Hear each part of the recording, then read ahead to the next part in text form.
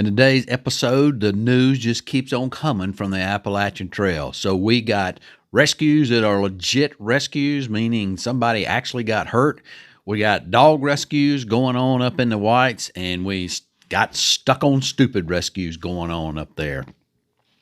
We got a new bridge coming to the AT that's been coming to for a while, but now being held up by alphabet soup. We got an old bridge just going away. And we got thru-hiker updates to you from thru-hikers, from the trail, in their own words. Let's go ahead and jump right in. So first up, what's going on in Virginia? We've got Patriot. He's a section hiker in Northern Virginia. Don't really report on section hikers other than they send in information about what's going on the trail. So he said after 2 days on the trail there, after 2 days of rain, that the water sources are doing really well in Virginia. He does want to warn everybody about the crossing up in Virginia there at Snickers Gap, which is at Route 7. So that is been a problem, of course, for years. That is like playing Frogger when you're trying to get across there. Something like 500 hikers, particularly in the middle of the bubble, go across that crossing there. And this is just trail north of Bear's Den, which is the hostel run by the ATC, that kind of rock house looking hostel. But that's a dangerous crossing. It's a downhill crossing where the hikers come in. It's downhill for traffic, so they're doing 70 miles an hour plus, big tractor trailers coming through there.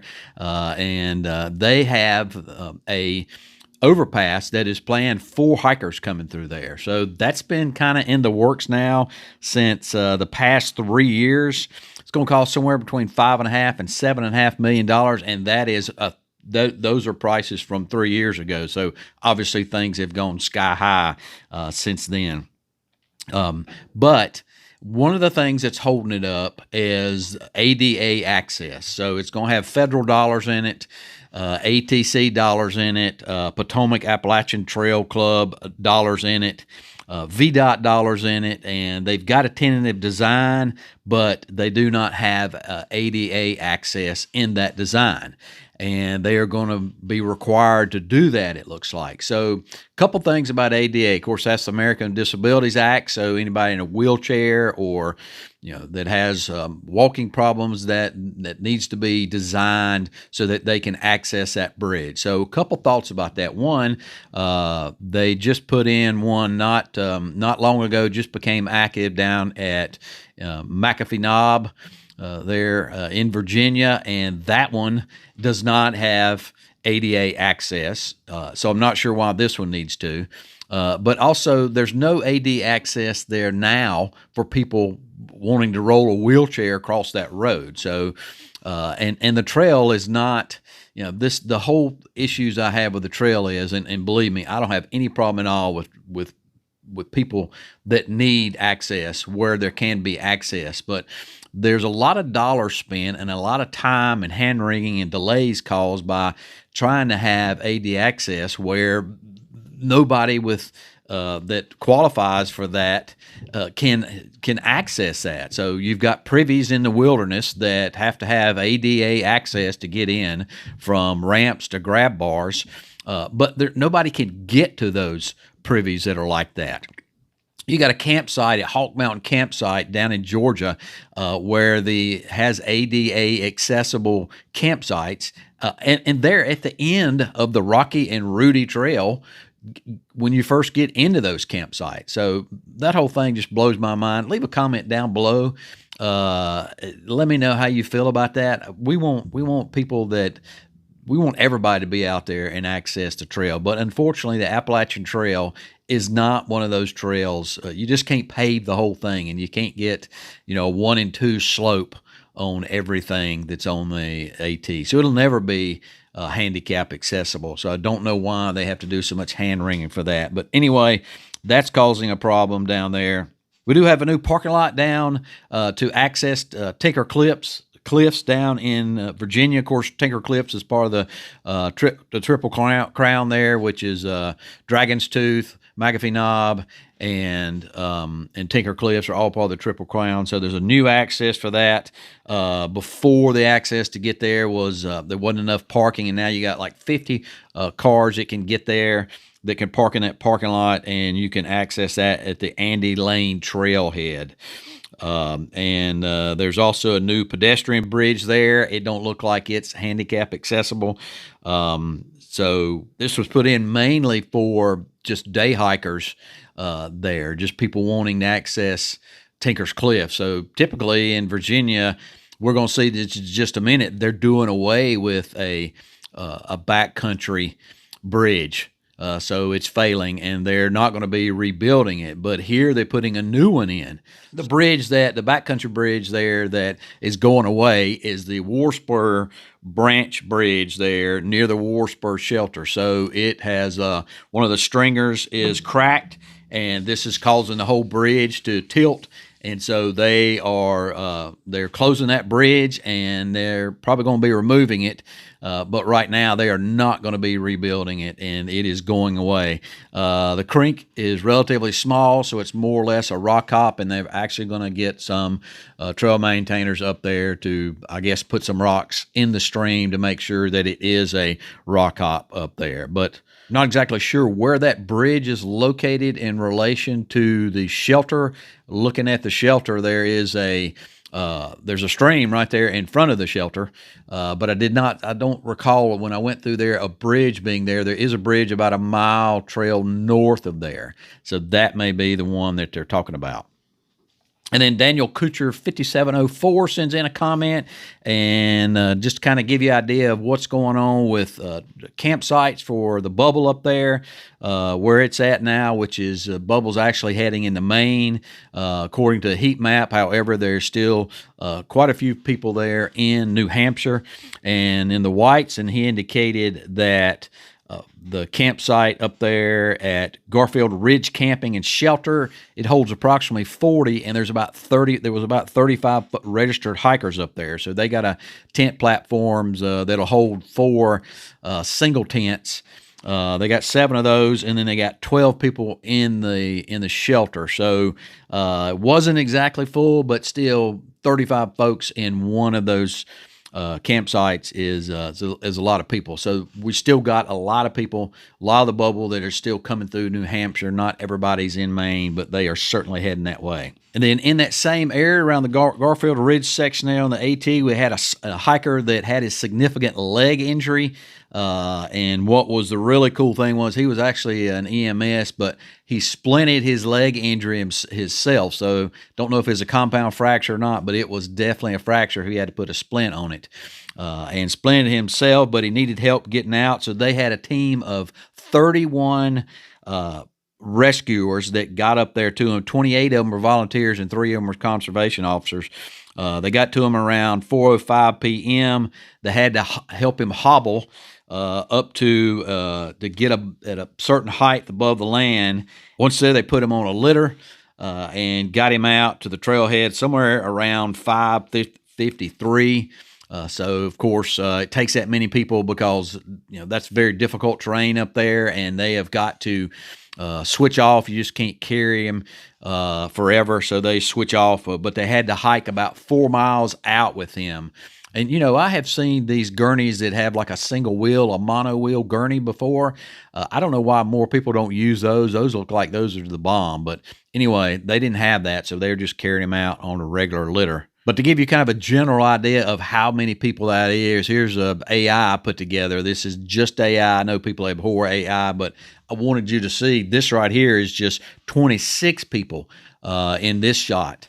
As opposed to the number 31 that they had up there helping get him out of there. So it takes a lot of people to help rescue somebody when they're in the backcountry that deep. And then we had several 4-legged rescues up there. So by 4-legged rescues, I mean we had to have dogs that had to be rescued. So owners took their dogs where the dogs were not prepared for to hike that long or hike over that terrain, rocks and things like that. And so they actually had to get rescuers up there to get the dogs out. So you need to make sure that you are prepared. If you're hiking with a dog, you need to have a first aid kit. You need to know the terrain. You need to know whether or not he's got to have booties on him. I know there's a lot of folks that hike on the AT with dogs. I'm not necessarily a fan of that. I have, as y'all know, I have dogs. I love dogs, but I have been snapped at by dogs on the trail before, and there have been people that have been dog bit hikers on the trail before. So you need to be able to make sure what your dog is capable of. Have a first aid kit for your dog. Have some way to a sling or something to rescue him, to get him out. Should you have to do so. Of course, if you've got some type of huge 100-pound dog, that is going to be very difficult with you. But you're your dog's advocate. Your dog doesn't know where he's going. You've got to look after him. That's why we were placed here on this world, to look after the animals, all of them, and that includes your dogs. And they're counting on us to do that. And then in a quintessential stuck on stupid rescue that happened up there on Franconia Ridge. So we had a call in from hikers up there that had one hiker that was having difficulty breathing, and another one had sore legs. I don't think people understand that you don't call a rescuer for sore legs, but apparently that's what they called in. So a call was made back to him to find out exactly what was going on, and that call was put in at 8:48 p.m. So it's starting to get dark at that point, and they're still up on top of Franconia Ridge. And then after speaking with the hikers, they learned the group didn't have lights, they were low on water and food, and were not properly dressed for the conditions. So even though it's summer, right now you get at the elevation like at 5,000, above 5,000 feet that you have up there in the Whites. You get up there, and that is not t-shirt weather. That is not jeans weather. That's not shorts weather. And so they decided that they need to get them out of there. And so 5 volunteers from the Pemmy Valley Search and Rescue responded, got to the trailhead, left the trailhead around 10:35 p.m. Hiked up the 4.2 miles up there to get to them, and then to Mount Lincoln, where they were located before. Unprepared hikers around 1:15 a.m. on Saturday morning. Gave them lights, food, and water, and some warm clothing, and then guided them. So I made them hike on their own, and that appropriate, to the summit of Mount Lafayette and down the old Bridle Path Trail back to the trailhead. And they got to the trailhead at 9:07 a.m. So they've been out there for around 12 hours.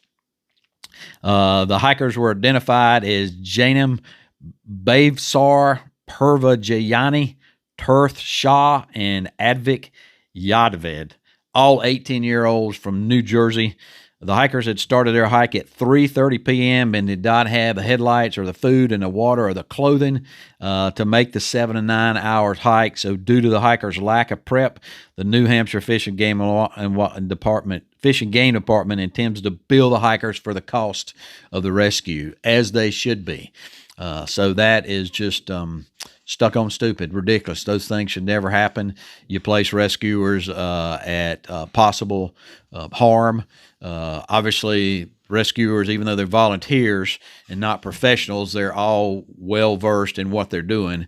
So it's unlikely they get hurt, but who knows? Anybody could be in a car wreck on the way to the trailhead, or you could fall, or a tree come down or something. So just being out there in the wilderness is risky enough, and that doesn't include being stupid and not carrying what you need to get you through your hike and relying on somebody else. So obviously they were not the type of were not schooled in hiking and what they need to do to be prepared to do so. Thanks, everybody, for sending in those news. That's part of what this channel is about. What it's really about, supporting the thru-hikers.